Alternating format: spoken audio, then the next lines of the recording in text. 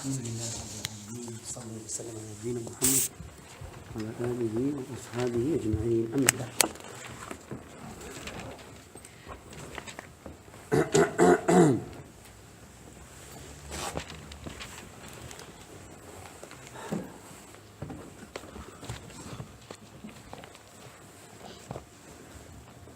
فالرسالة التي بين أيدينا بعنوان السلفية والجماعات الإسلامية، وفي الحقيقة هذه رسالة تتضمن أسئلة قد أجاب عليها فضيلة الشيخ الفوزان حفظه الله. قد سئل الشيخ الفوزان يتردد على ألسنة بعض الناس أن فلانا هذا سلفي وفلان غير السلفي، فما المقصود بالمذهب السلفي، ومن أبرز من دعا إليه من علماء المسلمين، وهل يمكن تسميتهم بأهل السنة والجماعة والفرقة الناجية، ثم ألا يعتبر هذا من باب تزكية للنفس؟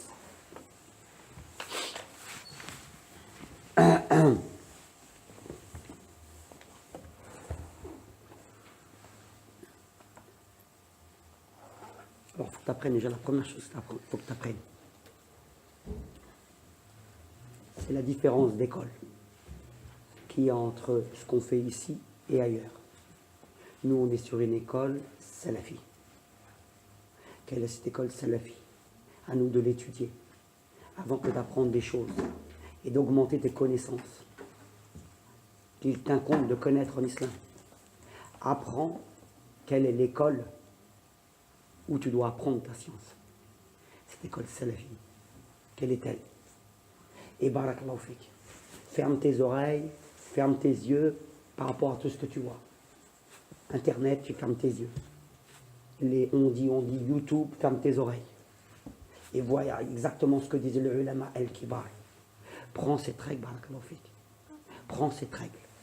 Écoute les grands, écoute pas les petits. Ne tombe pas dans des déviances du fait que tu suis des petits au détriment des grands, jusqu'à aller à te moquer, à railler des grands. Tout ça parce que toi, tu es rentré dans des passions sans t'en rendre compte. Et wallahi,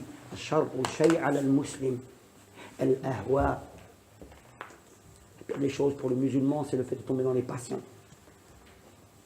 Pourquoi? Parce que celui qui est dans les passions, il a l'impression qu'il est dans la vérité alors qu'il est dans le faux. Pourquoi? Parce qu'il est dans une mauvaise école. Il a mal appris. Lui, c'est l'école Internet. Comme dit Chir de Marseille, l'école Google. Les jeunes de Google. Et toi, tu dois apprendre les bonnes choses. Qui? Les ulama. Parmi eux, Cheikh Fawzan. Hafidhullah.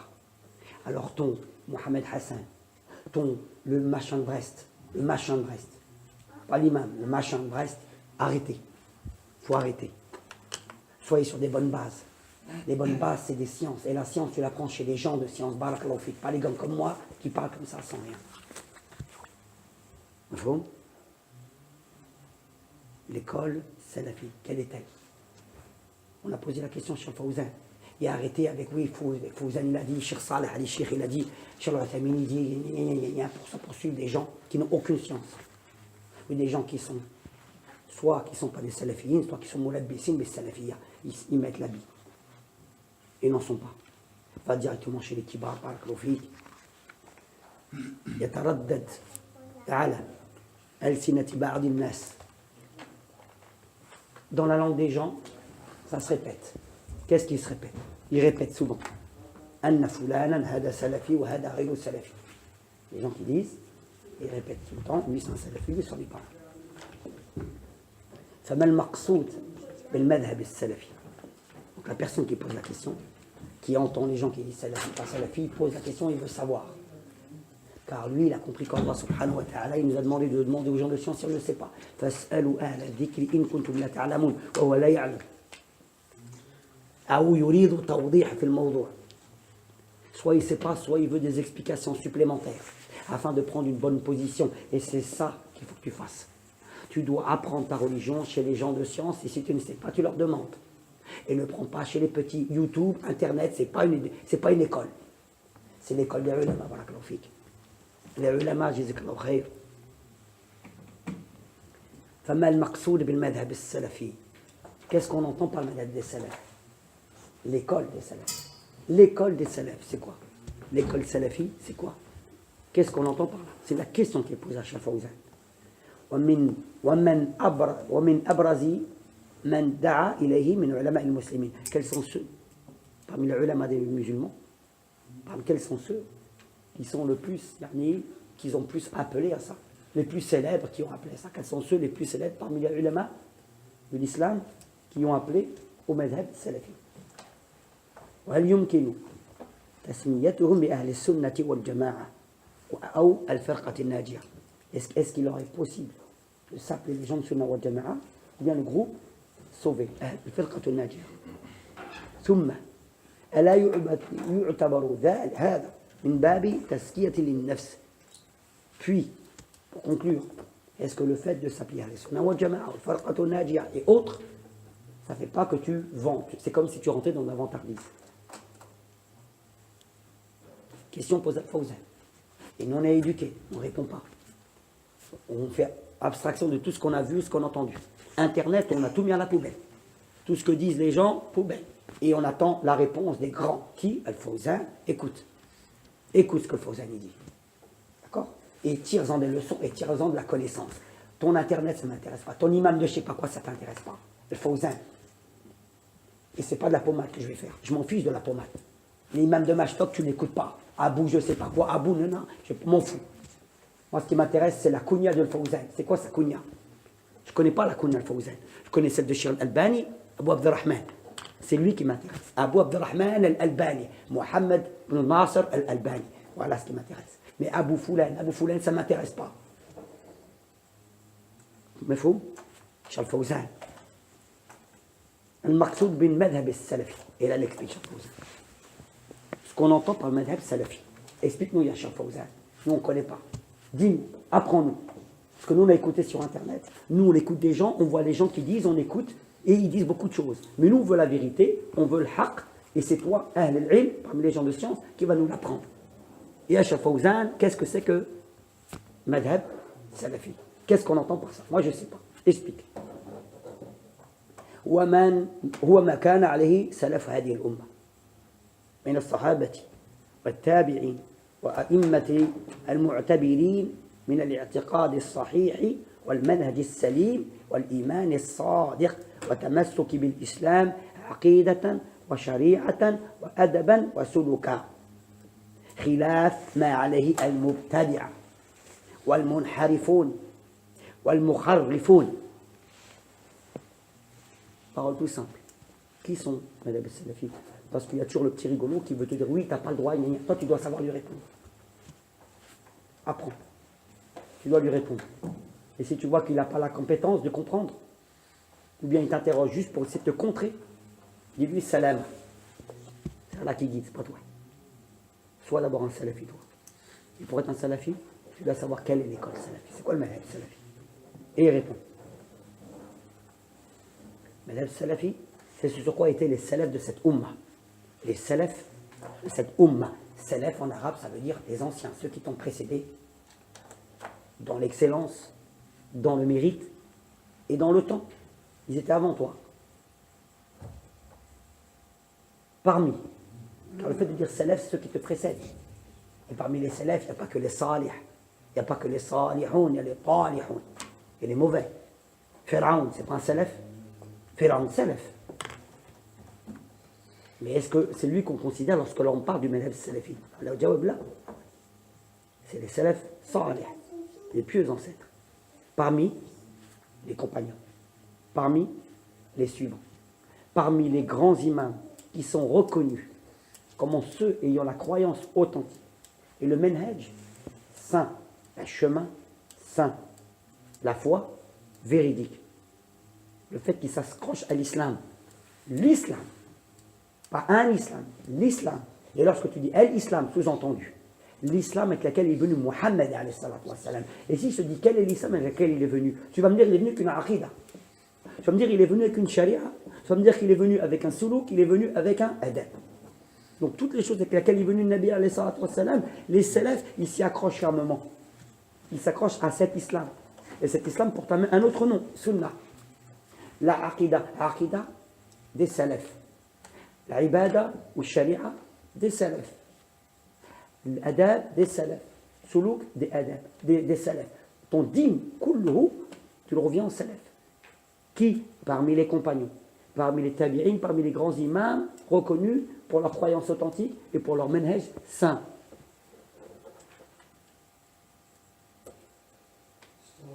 C'est-à-dire que toi, ta aqidah, c'est celle d'Ibn Mas'ud. C'est-à-dire que toi, ton acte d'adoration, c'est celui d'Ibn Abbas.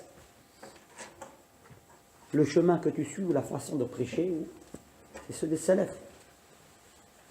C'est ça le manhaj des salafis. Le manhaj des salafis, c'est ça. C'est-à-dire un retour au salaf dans toute chose de la religion. Et la première des choses vers laquelle tu te retournes, c'est l'aqidah. C'est la croyance. Car tout est basé sur une croyance. Et la croyance, ça doit être authentique. Pourquoi les ulama, ils insistent, ils disent une croyance authentique? Pourquoi ils ne disent pas la croyance? Pourquoi ils ne disent pas seulement la croyance islamique? Parce que dans cette croyance islamique, il y a celle qui est juste et il y a celle qui a été corrompue. Car les choses, ils sont corrompues. Ils ont été corrompus. Mais il y a toujours une chose qui reste pure. Et toi, tu as le devoir de connaître la croyance authentique, la pure, la vraie, celle qui n'a pas été souillée. Comment peut-on la savoir? On revient au salaf. Et de la mettre en pratique et d'appeler à cette croyance authentique. Et ceci sur un manhaj saint, lequel? Celui des salafs. Tu reviens au salaf. Tu marches sur les traces des salafs. C'est pour ça que dans les textes, on voit souvent al-athar. Al-ilm, innama al-ilmu bil-athar. فما الأمر إلا الأمر الأول الأمر بالأثار الأثار أو الأمر الأول أو الأمر. Ce qu'ils disent les salafs. Tu reviens au amr. C'est-à-dire ce sur quoi était le Nabi alayhi salatu wassalam. L'islam sur lequel il est venu. L'afar, les traces de ceux qui ont laissé ceux qui nous ont précédés.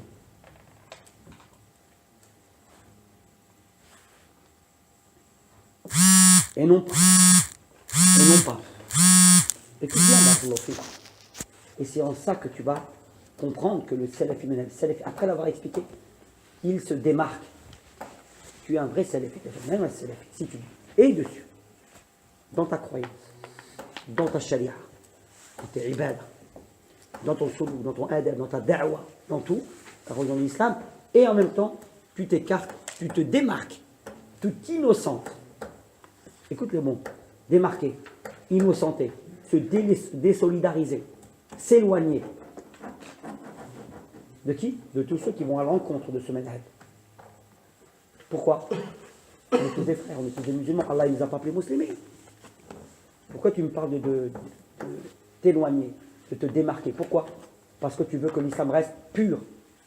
Et ces gens-là veuillent souiller. Et pour éviter que ton dîme, ton chemin soit souillé, tu te démarques par protection. Je m'éloigne. Je repousse un mal. Et dans le fait de repousser un mal qui est que ma croyance soit souillée, que mon manhaj soit souillé, c'est un bien. C'est une maslaha que de repousser une mafsada. Je repousse une mafsada. C'est une chose qui est mauvaise, qui peut me corrompre. Je repousse, ça c'est une maslaha, c'est un bienfait pour moi. Car ça me préserve. Car le musulman, il doit se préserver et il doit sauvegarder plusieurs choses. Le musulman, il doit préserver sa vie, ses biens, son honneur. Mais la première chose qu'il doit préserver, sa religion. Ne te trompe pas. C'est des choses qui sont nécessaires. Parmi les daruriyat, hifduddin. Il y en a 5 qui disent daruriyat, choses nécessaires que tu dois préserver. Le muhafadha ala daruriyat, وهي كثيرة ومنها أو الأول حفظ الدين. Préservation de la religion. Comment tu peux préserver la religion qui est al-sunnah, qui est l'islam, qui est l'iman, qui est ma kana alayhi as-salaf al-ummah, qui est ce que étaient les salafs. Comment tu fais pour préserver? Comment tu fais pour préserver? En cherchant, pratiquant ce sur quoi étaient les salafs. La religion de base, celle sur qui est descendue la révélation. Et en te préservant, en t'éloignant de tous ceux qui vont à l'encontre, qui pourraient souiller, qui pourraient te perturber, qui pourraient t'égarer. Car le Nabi, alayhi salatu wassalam, de sa bouche, a dit qu'il y aurait des grands désordres. Ceux qui vont après moi verront beaucoup de désordres. Et le Nabi alayhi salam, il dit c'est ce que j'ai le plus peur pour ma communauté, c'est les imams de l'égarement.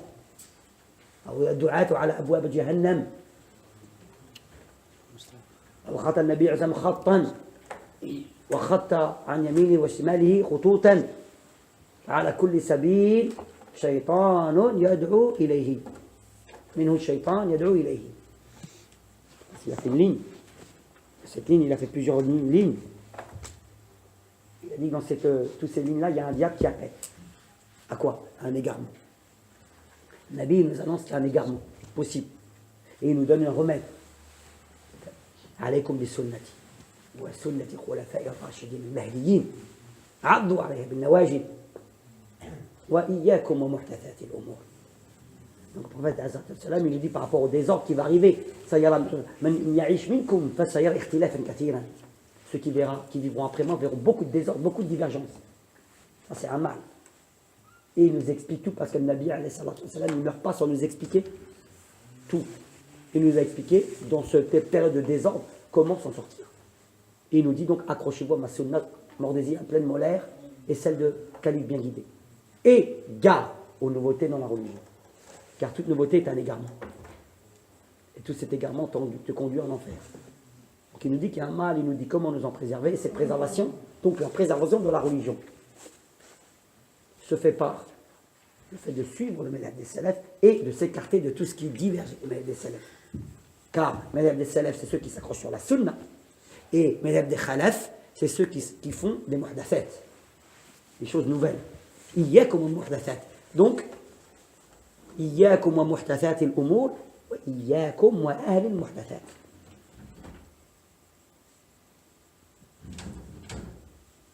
Comme il nous dit gare aux nouveautés dans la religion, gare à ceux qui font des nouveautés dans la religion.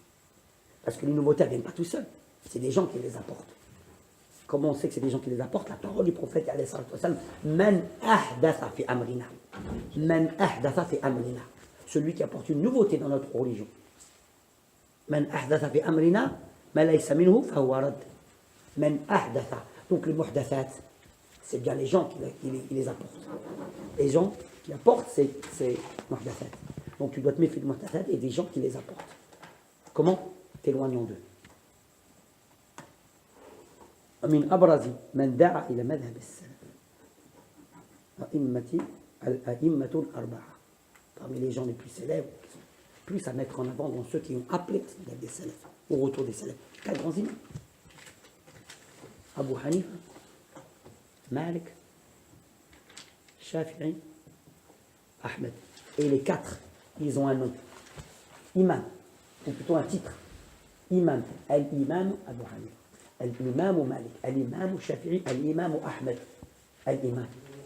Quand tu as compris que Imam c'est une star de chez les stars, il mérite ce titre. Pourquoi Imam de Brest? Je m'en fiche que tu sois imam dans une mosquée. Dis l'imam de la mosquée de Nana. Mais imam de Brest, c'est horrible. Crains Allah Azza wa Jal. Imam Ahmed. Imam ou Cheikh l'Islam, etc. Imam al-Bukhari. L'imam al-Albani. Subhanallah. C'est une mise en garde que je fais. C'est une mise en garde. C'est pas une moquerie, on s'en fiche de la moquerie. On dit les choses comme elles sont.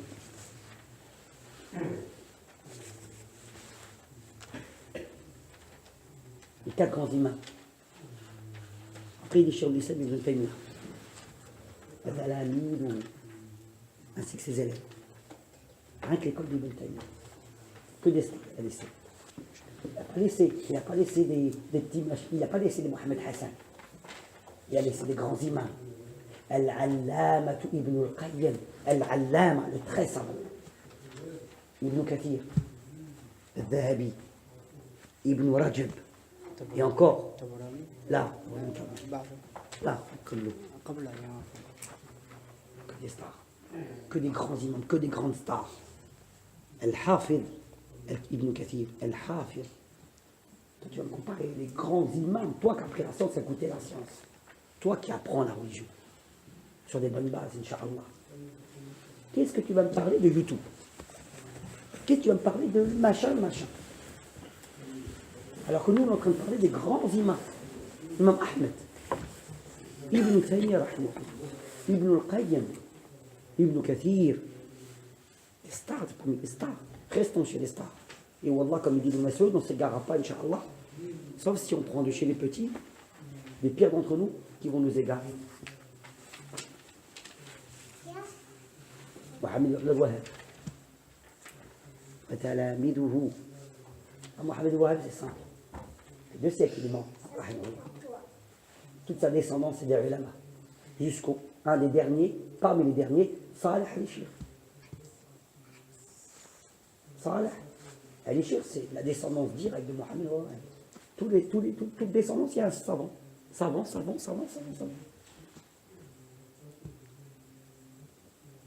وغيرهم من كل مصلح ومجدد حيث لا يخلو زمان من قائم لله بحجة.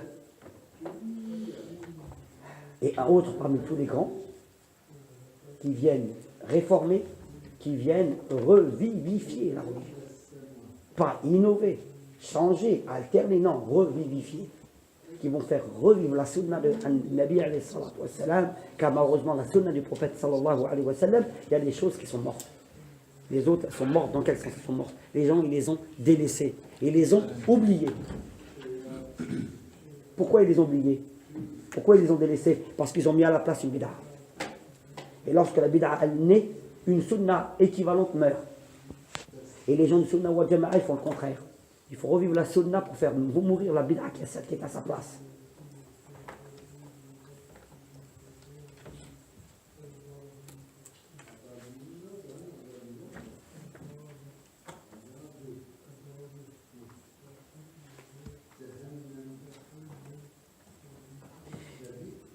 Un savant dit dans le sens, il dit il n'y a pas un groupe Qawm, qui apporte une nouveauté dans leur religion sans que ne soit enlevée une sunna équivalente. Tu vois le là? Sache qu'il y avait une sunna qui est à la place qui était délaissée. Les jeunes sunna font revivre la sunna. Les jeunes innovations font vivre les innovations en faisant mourir les sunna jusqu'à ce que, comme il dit Hudayfa ibn Yaman, il arrive un temps où la sunna a tellement été oubliée, et c'est la bid'a qui a été mise en place, que si la bid'a on l'enlève, ils se disent oh la sunna elle a été enlevée. C'est la bid'a qui est devenue la sunna. Et c'est revivificateur. Les gens qui font revivre la sunna du prophète sallallahu alayhi wa sallam, il n'y a pas une époque où il n'y en a pas eu, où il n'y en a pas. Il y en a tout le temps. Et qui se dresse pour faire une hujja chez les gens. Suivant que tu suives ou que tu diverges avec la sunna du prophète sallallahu alayhi wa sallam et avec le madhab salafi. Voilà bas. Et il n'y a pas de problème. Min tasmiyatihim bi ahli sunnati wal jama'a.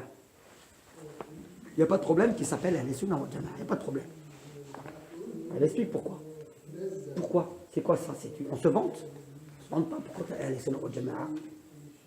فرقا بينهم وبين أصحاب المذاهب المنحرفة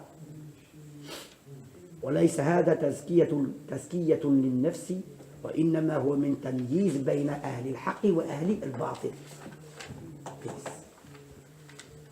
C'est pas plus clair que ça. Alors écoutez-moi bien. Vous êtes en train d'apprendre le madhab salafi. Ce qui compte, c'est que toi, tu sois bien basé.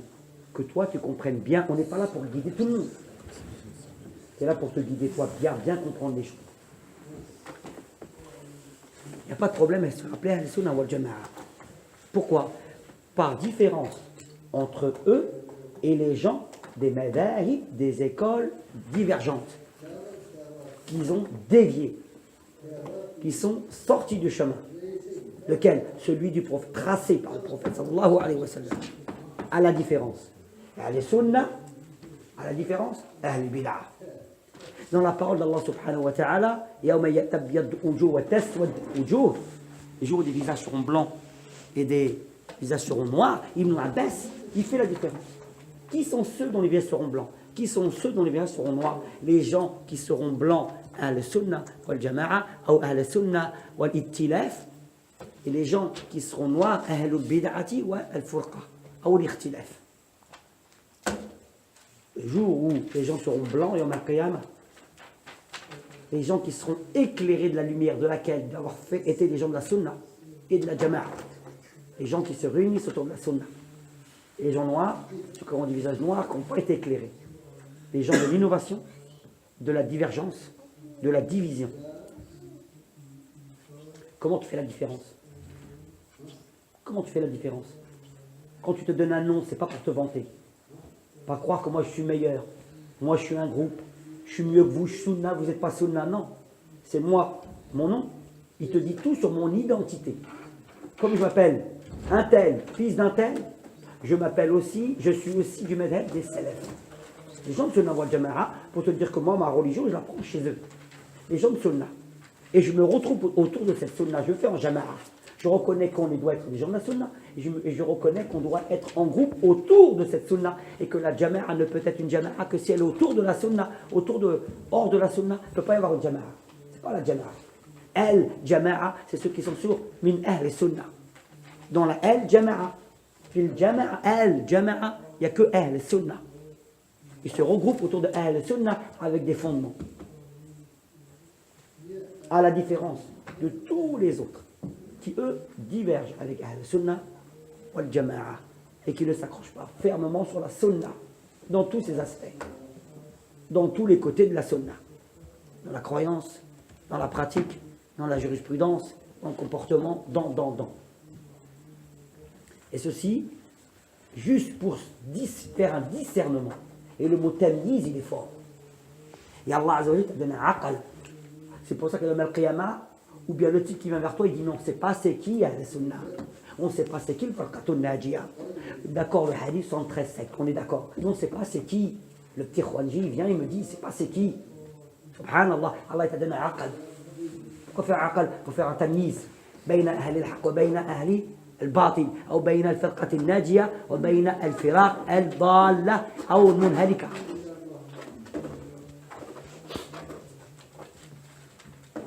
Subhanallah, tu reviens en base. Qui est le groupe sauvé? Le Nabi, alayhi salatu wassalam, il m'a dit Man kana ala mithli ma ana alayhi al-yawm wa ashabi.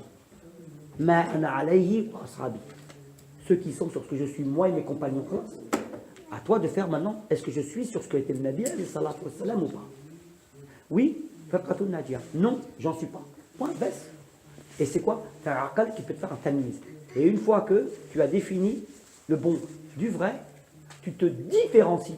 Non pas par donner un nom en te disant je suis meilleur, mais un nom qui te dit mon nom. Ce n'est pas un nom de vantardise ou un nom d'étiquette. C'est un nom qui t'explique exactement quel chemin tu suis. Il y a le madhab salafi et le madahib al-munharifa. Al-madahib, un chemin salafi. Et les autres madhab, les autres écoles qui dévient, de déviance. Et le mot al-sunnah wa jama'a ou le mot salafi vient faire un tamyiz entre les gens de la vérité et les gens du faux. Baisse. Ça, c'est une des bases que tu as. C'est un asal que tu as. C'est un fondement que tu as. Toi, salafi, tu as des usul. Comme tous les sectes, ils ont des usul. Mais nous, on en a un. Et tu résumes tous tes usul avec al-sunnah wa jama'a. Ana salafi. Classe. Salafi, aqida, salafiyya. Sharia, salafiyya. Uslub, salafi. Da'wa, salafiyya. C'est clair? Et un salafi n'est véritablement salafi que lorsqu'il fera cette tamyiz. Lorsqu'il fera ce discernement entre le vrai et du faux. Et barakallahu fik. Non seulement tu fais le discernement entre les choses, mais entre les gens qui font ces choses. Tu fais le discernement entre le vrai et le faux. Tu fais le discernement entre les gens du vrai et les gens du faux. Tu fais le discernement entre le shirk et le tawhid. Tu fais le discernement entre les gens du shirk et les gens du tawhid. Tu fais le discernement entre le bien et le mal. Entre les gens du bien et les gens du mal. Entre les gens de la mécréance, entre la mécréance et la foi. Entre les gens de foi et les gens de mécréance. Discernement entre les choses et les gens qui sont sur cette chose. T'égare pas. Ce discernement, il est obligatoire. Pourquoi il est obligatoire? Parce que c'est le Nabi seul qui m'a éduqué comme ça. Parce que moi, je veux être éduqué. Et l'éducateur, c'est le prophète. C'est pas mon cher. C'est pas mon cher soufi. C'est pas mon cher soufi, mon gourou, qui va me dire, toi, c'est moi qui vais t'éduquer. Et les sectes soufis, les confrères soufis, leur shir, il dit, moi, je vous éduque. C'est moi votre éducateur. Vous ne pouvez pas accéder à Allah directement sans moi. Vous ne pouvez pas le faire. Et tu dois te trouver devant ton shir, et un seul, déjà un seul shir. Tu ne peux pas prendre chez deux. Chez eux, tu ne peux prendre qu'un seul chef spirituel. Le gourou, il n'y en a que un. Pourquoi? Il dit, comme exemple, comme une femme ne peut pas se marier avec deux hommes, toi, tu ne peux pas prendre la chance, c'est deux shirs. Et tu dois te retrouver devant ton shir, comme le mort, il se retrouve dans celui qui le lave. Soumis total. Et nous, on dit, avec le prophète, c'est lui notre shir, c'est lui notre imam. L'imam al-A'zam, c'est lui celui qui nous éduque. C'est lui, on prend la science, on prend le chemin, on prend l'aqida, on prend tout. Pourquoi? Parce qu'il nous a parlé du Farqatul Najia, du groupe sauvé. Et il nous a fait peur. Et lorsqu'il avait fait le sermon, dans lequel il décrit que cette communauté se divise et va avoir beaucoup de divergences, quand il a fait son sermon, les sahaba qu'ils ont écouté, ils ont flippé. Un sermon qui a fait pleurer les yeux, qui a fait vibrer les cœurs, ils ont eu peur. Ça a fait frémir les cœurs. De quoi? De peur. Ce sermon d'adieu qu'a fait le prophète sallallahu alayhi wa sallam. Et c'est là qu'il explique. Donc c'est un de ses derniers sermons. Il met en garde contre la divergence qui va apparaître dans la communauté. Et il nous donne le remède. Et le remède, il est de deux. Ne crois pas que le remède, c'est seulement t'accrocher à ma sunna. Non. Et en même temps, t'éloigner, faire attention des nouveautés dans la religion. Nouveautés. Avant que de parler de religion, on parle de nouveautés, des choses nouvelles. Car une bid'a, au niveau de la langue arabe, c'est quelque chose qui est nouveau. Quelque chose qui apparaît, qui n'a pas d'exemple précédent. C'est une bid'a. Quelque chose qui est nouvelle, qui n'était pas avant. On ne connaissait pas avant. Elle est venue. Comme dit Allah Azza wa Jalla, quand Allah Azza il parle des prophètes, il dit, il dit, je ne suis pas une bid'a parmi les rasul. C'est-à-dire que je ne suis pas nouveau. Il y a eu des gens qui sont des prophètes qui sont avant moi. Je ne suis pas le premier. Il y en a eu avant moi. Je ne suis pas une chose où il n'y avait pas d'exemple précédent. Il y en avait des exemples précédents. Et la nouveauté, c'est quelque chose qui est nouvelle, qui n'était pas avant. On répond à plusieurs dans cette question et cette réponse, ce qui est très simple. On apprend beaucoup de choses. La première chose, on apprend à s'éduquer quant à la connaissance et la prise de connaissance. La connaissance et la prise de connaissance se font chez les gens de la connaissance. Les grands. On a appris qu'on prend chez les grands. Qu'on s'éduque chez les grands. Les éducateurs, c'est les grands. C'est pas Internet. J'insiste. C'est pas Abou Machin. C'est pas Abou. Je m'en fous de toi, Abou Machin. Un qui éduque, mais on va dire, il fait comme nous. Un qui éduque et qui fait comme nous. L'Haïti. Comment il s'appelle? Suleiman el-Haïti. Prends chez lui. Pourquoi on prend chez lui? Parce qu'on sait comment il travaille. Il travaille comme nous. Fawzan, balance Fawzan. Fait que traduire, reste au modèle des salafs. Masha'Allah. Mais le petit machin qui se permet de faire des fêtoirs de centimes, qui ramène des choses de sa tête, c'est incroyable. Ils m'ont posé la question sur Salman Ben Laden. C'est pas seulement qu'il a dit, moi ce qu'ils m'ont dit, frère, il n'a pas seulement dit, je ne le connais pas personnellement, je n'ai pas bu un café avec lui. J'ai pas bu un café avec lui. Qu'est-ce que tu racontes? J'ai pas bu un café avec lui. Ça veut dire que tu ne le connais pas? Ça veut dire que tu es d'accord avec lui, mais tu ne veux pas dire ta réponse? C'est quoi? Tu n'as pas bu un café avec lui. Je ne le connais pas personnellement, je n'ai pas bu un café avec lui. Ferme ta bouche. Dis-moi, je ne le connais pas, mais allez voir Ibn Baz. Il a fait une fatwa. Lajna Da'ima. Vous allez là-dedans, vous allez voir la fatwa. Ibn Baz, il a fait une fatwa sur lui. Et après, il vous explique. Si tu connais la fatwa, tu l'as dit. Ben Baz, il a dit. Shal Uthaymin, il a dit. Fawzan, il a dit à l'époque.